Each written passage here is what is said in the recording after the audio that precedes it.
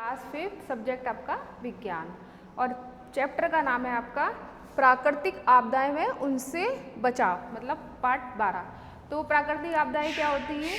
जो मतलब ऐसी प्राकृतिक आपदाएं जो अपने आप आ जाती हैं और विनाश की स्थिति उत्पन्न कर देती हैं, मतलब नेचुरल होती हैं। जैसे आपकी होती है बाढ़ आना, सूखा पड़ना, आपकी बादल फटना, भूकंप, ज्वालामुखी का फटना, सुनामी आना, ये सब चीज़ें होती हैं, ये प्राकृतिक आपदाएं होती हैं। आपने मतलब अखबारों में भी पढ़ते होंगे या आप न्यूज़ में भी देखते हैं कि क्या होता है कि बाढ़ जब आती है तो बाढ़ आती है या जब सूखा पड़ता है तो बहुत सारा जनजीवन पे प्रभाव पड़ता है।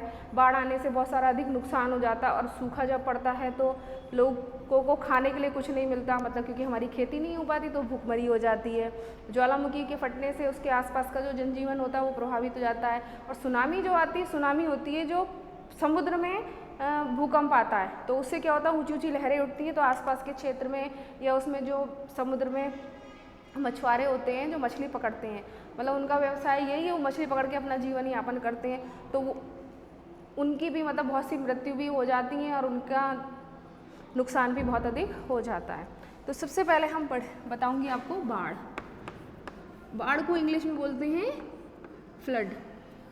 तो क्या होता है कि जब बाढ़ आती है, बाढ़ कैसे आती है? जब बहुत दिनों तक बारिश होती रहती है तो नदियों में जो होता है वो पानी अपने स्तर से ऊपर बहना शुरू हो जाता है, तो वो इधर उधर फैलना शुरू हो जाता है, घरों में भी भर जाता है और सारे क्षेत्रों में सड़कें वगैरह सब पानी में डूब जाती है।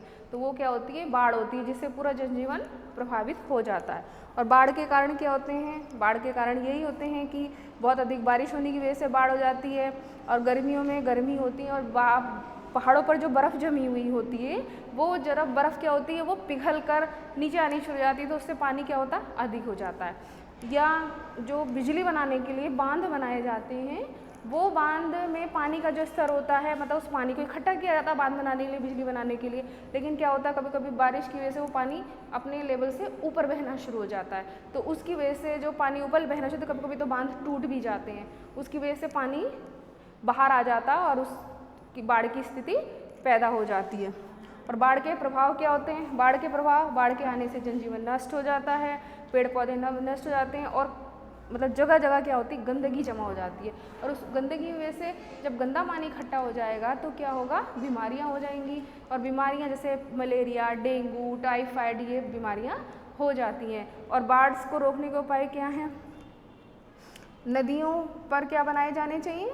बाढ़ बनाए, मतलब नदियों पे बांध बनाए जाने चाहिए जो पानी को रोक सके, पानी आना से अधिक पेड़ों को लगाना चाहिए। अधिक से अधिक वृक्ष लगाएंगे तो क्या होता है कि जो वृक्ष होते हैं उनकी जो जड़ें होती हैं वो पानी को रोक लेती हैं, तो उससे क्या होता है कि पानी तेज बहाव में नहीं बहता है, उससे जनजीवन अस्त व्यस्त नहीं होता और बच जाता है। और बाढ़ को मतलब आपको अभी कुछ दिन पहले आपने सुना था कि हमारे केदारनाथ में बादल फट गया था, वो भी एक प्राकृतिक आपदा थी।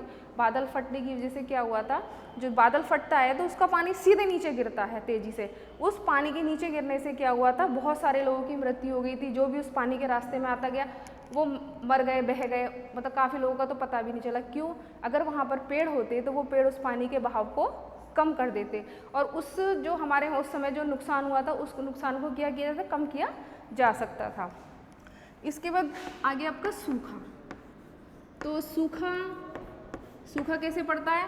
सूखा जब बहुत कई वर्षों तक बारिश नहीं होती तो क्या पड़ता है? वो सूखा पड़ता है। और सूखा पड़ने से क्या होता है? पूरा जनजीवन नष्ट हो जाता है, फसलें नहीं होती हैं और फसलें नहीं पैदा होने की वजह से भूखमरी की स्थिति आ जाती है, लोग भूखे मरने लगते हैं और जानवर भी भूख से प्रभावित होते हैं। और सूखा पड़ने के क्या कारण होते हैं?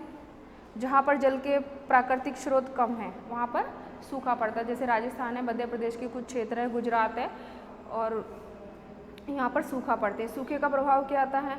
इससे ज़मीन प्रभावित हो जाती है, किसान भी प्रभावित होते हैं। जब फसल पानी नहीं होगा तो फसल पैदा नहीं होगी और पशुओं का चारा सूख जाता है और पशुओं को भी भूखे रहना पड़ता है और दूध की कमी हो जाती है। और सबसे बड़ी जो कंडीशन आती है वो ये आती है कि पानी, पीने के पानी की कमी आ जाती है। और इसको रोकने के उपाय क्या हैं? अधिक से अधिक पेड़ लगाने चाहिए, हरियाली होगी तो हमारे जो बादल हैं जो हमारा ज़मीन से बाष्प बन के पानी ऊपर जाता है, बादल के द्वारा तो वृक्षों के कारण ही क्या होता है, हमारे बारिश होती है। तो इसलिए अधिक से अधिक वृक्ष को लगाना चाहिए। इसके बाद हमारा भूकंप। भूकंप भी एक प्राकृतिक आपदा है।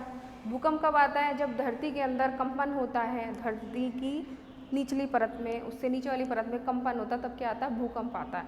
और भूकंप कभी कभी मतलब तीव्र गति का होता है, कभी धीरे गति में आता है। और जब धीरे से आता है तो इतना अधिक नुकसान नहीं होता, जब तीव्र गति से भूकंप आता है तो बहुत अधिक नुकसान होता है। और इसको रिएक्टर स्केल से, सेस्मोग्राफ यंत्र से नापते हैं और उससे हम पता लगाते हैं कि मतलब कितने रिएक्टर स्केल का भूकंप आया है। और इसकी वजह से बहुत सारी हानि होती है, मकान गिर जाते हैं, बिल्डिंग्स मतलब गिर जाती हैं, पेड़ पौधे पेड़ बड़े से बड़ा पेड़ भी गिर जाता है जब कंपन होता है। तो उससे बचने के क्या उपाय हैं? उससे बचने के लिए अगर हम घर के अंदर हैं या स्कूल में हैं तो हमें स्कूल से बाहर चले जाना चाहिए, खुले स्थान पर चले जाना चाहिए। अगर हम नहीं जा पा रहे हैं तो किसी वजह से, तो अगर हेलमेट है घर पे तो उस हेलमेट को सर पे लगा लीजिए। टेबल है या मतलब कोई भी ऐसी मजबूत चीज़ लगती है, आपको उसके नीचे बैठ जाना चाहिए, चादर से ढक देना चाहिए। और आप किसी फ्लाईओवर या उसके नीचे से, पेड़ के पास से कहीं जा रहे हैं तो वहाँ से आपको हट जाना चाहिए। इसके बाद आपका आता है भूकंप के बाद है ज्वालामुखी। तो ज्वालामुखी क्या होता है? ज्वालामुखी जहाँ भी हमारी जो ज़मीन है, धरती है, जहाँ भी उसकी थोड़ी सी वो कमज़ोर होती है, वहाँ से क्या लावा निकलना शुरू हो जाता है, मैग्मा, और ज्वालामुखी फट जाता है, उसमें से मतलब गैस निकलती है, राख निकलती है और भी बहुत सारी चीज़ें निकलती हैं।